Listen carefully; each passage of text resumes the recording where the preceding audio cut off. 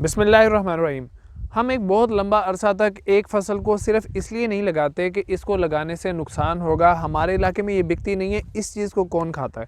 लेकिन जब कभी इत्तफ़ाक़न आप एक दफ़ा उस सब्ज़ी को लगाते हैं तो उसके बाद वो फ़सल आपकी तरजीह बन जाती है और आप हर साल उसको लगाते चले जाते हैं, क्योंकि उसके अंदर मुनाफ़ा बाकी चीज़ों की निस्बत बहुत ज़्यादा मिलता है। ऐसे ही हमारे साथ हुआ कि आज से तकरीबन 4-5 साल पहले तक पसली वाली तोरी को हम लोग बिल्कुल भी नहीं लगाते थे कि हमारे इलाके के अंदर यार ये अच्छी सेल नहीं होती है और इसको लगाने का कोई फ़ायदा नहीं है, इसको मतलब हम नहीं खाते। मेरे एक कज़न ने उसको लगाना शुरू किया, जिसकी वजह से पहले साल ही उसको तकरीबन 2.5 लाख 3 लाख रुपए बचे और उसके बाद से वो फसल हमारे फार्म पे भी लग रही है, हमारे इलाके के अंदर काफ़ी ज़्यादा लग रही है और बहुत ज़्यादा इसको बाकी तोरी की निस्बत पसंद किया जाता है। तो हमें जो भी फसलें होती हैं सिर्फ अपने अंदाजे से ये डिसाइड नहीं कर लेना चाहिए कि यार ये फसल हमारे इलाके में बिकेगी, ये नहीं बिकेगी। क्योंकि होता यह है कि अगर कोई चीज़ आपके इलाके में सेल नहीं हो रही है तो आपकी मंडियों में से बाहर का व्यापारी आके उस चीज़ को ख़रीदता है और अपने इलाकों के अंदर ले जाता है और आपको अच्छा रेट हमेशा बाहर वाला व्यापारी देता है। आपके इलाके का जो व्यापारी होता है वो आपको अच्छा रेट नहीं देता। तो आज की वीडियो के अंदर हम लोग बात करेंगे कि ये पसली वाली तोरी, जिसको खरवा तोरी भी बोला जाता है, ये कब लगाई जाती है, इसको लगाने का क्या तरीका है, इसको लगाने का क्या फ़ायदा है, इसके ऊपर इन्वेस्टमेंट कितनी होगी और आपको एस्टिमेटेड प्रॉफिट कितना मिल सकता है। अस्सलाम वालेकुम दोस्तों, इट्स मी मज़हर अली। आप मेरे साथ हैं यार फार्म चैनल पे, मेरे साथ रहिएगा।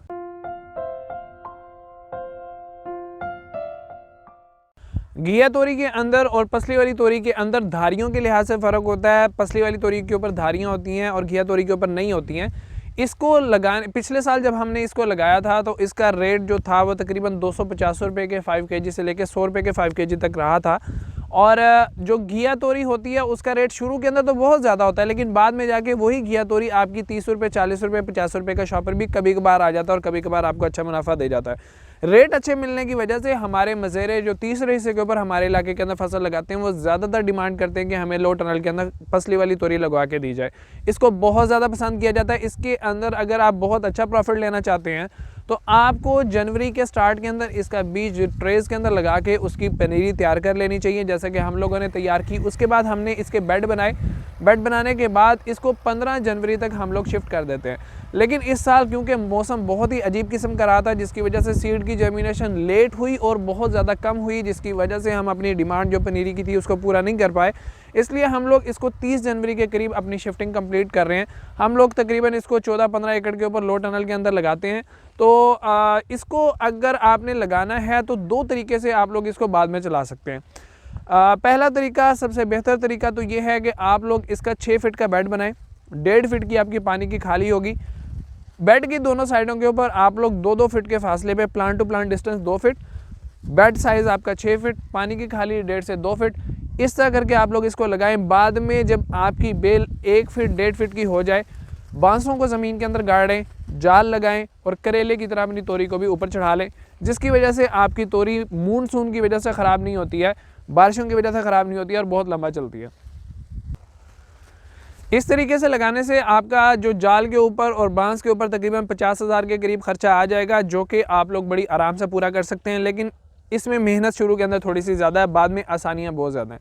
लेकिन अगर आप लोग ख़र्चा नहीं करना चाहते, इसको आराम से रिलैक्स करके चलाना चाहते हैं, तो फिर आप लोग तकरीबन 8 फीट का बेड बनाएं। 7 से 8 फीट का कम से कम आपका बेड होना चाहिए। बेड की दोनों साइडों के ऊपर आपकी तोरी लगेगी, पानी की खाली आपकी 1.5 फीट की हो जाएगी। अब इसको अगर लो टनल के अंदर आपने लगाना है तो तब तो मैंने आपको टाइम बता दिया कि ये कम जनवरी को आप लोगों ने सीड लगा देना है, 15 को या 20 को आप लोगों ने इसको शिफ्ट कर देना है। लेकिन अगर आप लोग डायरेक्ट सीड लगाना चाहते हैं और टनल के अंदर भी नहीं लगाना चाहते हैं तो इसको लगाने का बेस्ट टाइम 1 फरवरी से स्टार्ट हो जाता है। उस वक्त आप लोग इसका बीज लगा देंगे तो क्योंकि मौसम थोड़ा सा खुल चुका है तो बीज की जर्मिनेशन अच्छी हो जाएगी। 1 फरवरी से पहले जनवरी के अंदर अगर आप लोग चले जाते हैं तो उस सूरत के अंदर आपका जर्मिनेशन रेट काफ़ी कम हो जाता है। लेकिन इसको फरवरी का पूरा महीना आप लोग लगा सकते हैं। मार्च में इसको लगाने को मैं रिकमेंड नहीं करूंगा। मार्च में ना लगाने की वजह यह है कि पसली वाली तोरी का बिहेवियर ऐसा है कि अपनी ग्रोथ अच्छी करने के लिए इसको दरमियाना मौसम चाहिए होता है, ना ही बहुत ठंडा ना ही बहुत ज़्यादा गर्म। बहुत ज़्यादा गर्मी के अंदर इसके ऊपर बीमारियों के अटैक ज़्यादा आते हैं, फ्रूटिंग कम हो जाती है, जिसकी वजह से ये आपको अच्छी प्रोडक्शन नहीं दे पाती। जबकि घिया तोरी ज़्यादा गर्मी की मोहताज होती है, शदीद सर्दी के अंदर या इस तरह के मौसम के अंदर वो फल नहीं दे पाती। तो ये दोनों एक दूसरे के अपोजिट हैं। पसली वाली तोरी अगर आप लगाएंगे तो अगेती तौर पे आप उसका बहुत अच्छे रेट्स लगते हैं, पछेती तौर के ऊपर वो आपके किसी काम की नहीं है।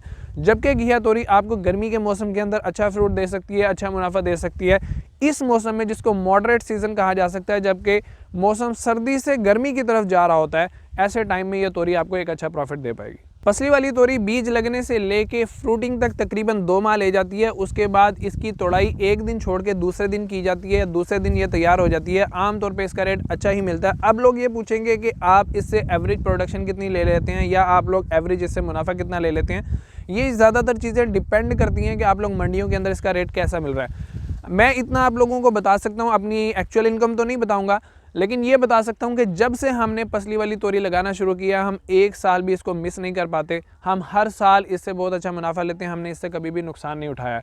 तो ये एक अच्छी फसल है जिसको लेके आप लोग चल सकते हैं। अब अगर इसकी खुराक के बारे में हम लोग बात कर लें तो हम लोगों ने इस जगह पे जहाँ इसको लगाया हुआ, यहाँ पे पहले आलू था जिसके अंदर हम लोगों ने मुर्गी खाने की रूढ़ी की एक ट्रॉली इस्तेमाल की हुई है और जो नाइट्रोफास या DAP वगैरह बिल्कुल भी यूज़ नहीं किया हुआ। तो ऐसी फसल के अंदर अगर आप लोग लगाते हैं फिर तो बेसल डोज के तौर पे आपको कुछ भी इस्तेमाल करने की ज़रूरत नहीं है। लेकिन अगर आपकी फसल के अंदर पहले से खादें इस्तेमाल नहीं हुई हुई तो फिर आप मुर्गी खाने की रूढ़ी पहली तरजीह होनी चाहिए। दूसरी सूरत में आप लोग नाइट्रोफास का 1 या 2 गट्टू फी एकड़ के हिसाब से आप लोग इसको लगा सकते हैं। अब क्योंकि ये बेल वाली फसल है जिसके लिए इसको नाइट्रोजन भी चाहिए और फास्फोरस भी चाहिए, दोनों ही अच्छी मिकदार के अंदर इसको चाहिए, बराबर चाहिए। तो ऐसे में नाइट्रोफास वो खाद हो सकती है जो तोरी के लिए हम इसको बेहतर समझ सकते हैं। पहली गोडी के बाद, गोडी करने से पहले खेलों के अंदर छट्टा दे के मट्टी के साथ मिक्स करें, नाइट्रोफास इसकी जड़ों के साथ लगाएंगे तो आपको बहुत ही अच्छा रिस्पांस देखने को मिलेगा। उसके बाद जब आप लोग तोड़ाइयाँ शुरू कर लेते हैं तो 15 दिन के अंदर 1 गट्टू अगर पोटाश का आप लोग ऐड कर देते हैं तो उससे आपके फ्रूट साइज़ के ऊपर भी फ़र्क पड़ेगा और आपकी प्रोडक्शन के ऊपर भी फ़र्क पड़ सकता है। अब इसकी बीमारियों के बारे में बात कर लें तो क्योंकि मैंने बताया कि गर्मी के अंदर इसका बिहेवियर कुछ अच्छा नहीं होता, इसके ऊपर अप्रैल के अंदर अटैक आना शुरू होते हैं, उस वक्त इसको स्प्रे के ज़रिए से कंट्रोल करना पड़ता है। साथ में फ्रूट फ्लाई जो है वो इसको बहुत ज़्यादा नुकसान पहुंचाती है, डंग मारती है और जिस जगह पर डंग मारा जाता है या तो तोरी अगर छोटी थी तो गल जाती है, अगर बड़ी थी तो उसका वहाँ से जो फल है वो टेढ़ा मेढ़ा सा हो जाता है जिसकी वजह से अच्छा रेट नहीं मिल पाता। तो उसके लिए ट्राइक्लोरोफोन का आप लोग स्प्रे कर सकते हैं दूसरी स्प्रेज वगैरह के साथ मिला के, जिससे आप लोग इसकी बीमारियों को कंट्रोल कर सकेंगे। और एक टिप आखिर में आप लोगों को मैं ये देना चाहूँगा कि गर्मी वाली बेल की जितनी भी फसलें होती हैं उनको पानी की प्यास बहुत ज़्यादा लगती है, वो अपने पत्तों के ज़रिए से पानी का इखराज बहुत ज़्यादा करते हैं। तो अगर आप लोगों ने बांस के ऊपर इसको नहीं चढ़ाया हुआ, आप लोगों ने बेड के ऊपर उसको रखा हुआ, तो एक बहुत ही अच्छी टिप है कि जब आप लोग मई के अंदर पानी लगाते हैं तो 1 बार या 2 बार पानी की खेलों के अलावा पानी इतना ज़्यादा लगाएं कि आपके ऊपर वाले बेड जिसके ऊपर आपने सब्ज़ी लगा रखी है वो भी सैराब हो जाएं, अच्छी तरह से गीले हो जाएं। उसके बाद आप देखेंगे कि आपकी सब्ज़ी की ग्रोथ इतनी ज़्यादा तेज़ी से बढ़ेगी कि आप लोग हैरान हो जाएंगे कि खाद कोई नहीं लगी, सिर्फ पानी लगने से कितना ज़्यादा फ़र्क पड़ गया। क्योंकि इसकी बेल के अंदर अल्लाह ने सलाहियत रखी है, जहाँ जहाँ पानी मिलता है वहाँ वहाँ ये जड़ मारती चली जाती है, जिसकी वजह से बेड के ऊपर पानी मिलता है तो गहरा सब्ज़ रंग के इसके पत्ते हो जाते हैं और फ्रूट साइज़ बहुत तेज़ी से बढ़ना शुरू कर देता है। पानी का थोड़ा सा खर्चा है, लेकिन अगर आप लोग वो खर्चा कर सकते हैं तो इसको 1 दफ़ा महीने के अंदर, 2 दफ़ा महीने के अंदर या 3 दफ़ा, आपकी जेब के ऊपर डिपेंड करता है कि कितनी दफ़ा आप इसके बेड्स को सैराब कर सकते हैं। लेकिन उसके अंदर एक प्रॉब्लम ये आएगी कि जब आप अपने बेड्स को सैराब करेंगे तो सैराब करने की वजह से वहाँ पर जड़ी बूटियों का उगाव भी होगा। तो ऐसे में जैसे बेल की बढ़ोतरी बहुत तेज़ी से होगी, ऐसे ही जड़ी बूटियों की बढ़ोतरी भी बहुत तेज़ी से होगी। तो साथ के साथ आप लोगों को जड़ी बूटियों को ख़त्म करते रहना पड़ेगा। तो ये तो थी तोरी के बारे में कुछ बातें, उम्मीद है आप लोगों को पसंद आई होंगी। अगर पसंद आई है तो लाइक ज़रूर कीजिएगा, शेयर कीजिएगा, मेरे चैनल IR फार्म को ज़रूर सब्सक्राइब कीजिएगा। मज़हर अली को इजाज़त दीजिए, अल्लाह हाफ़िज़।